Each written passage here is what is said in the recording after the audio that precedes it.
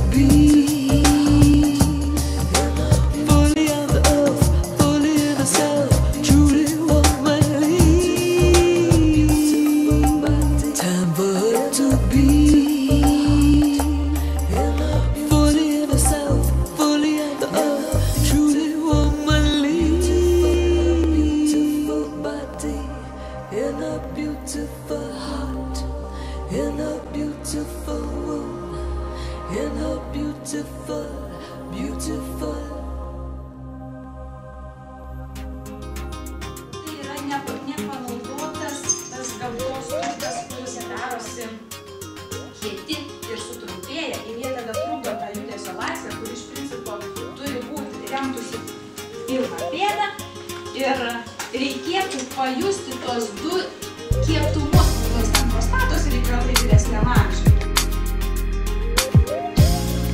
Viršus viršui. Jeigu atsisėstumai turėti tam labai pasišnekama, bet yra aplinkanti statistika dėl nevaisingumo. Ir žmonės po to siekia tokie kieti gupuriukai. Tai yra apsauga toj tradiciniai, sakykime, žmonių.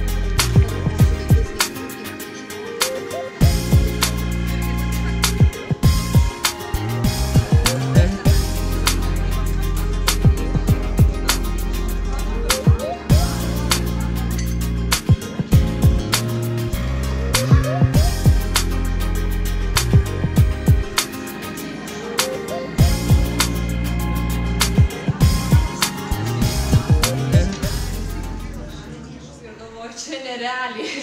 Čia aš tai noriu daryti visą laiką ir aš taip, iš principo, kalametka nepadarė mano gyvenime, ne? Nusipirkau knygas, viską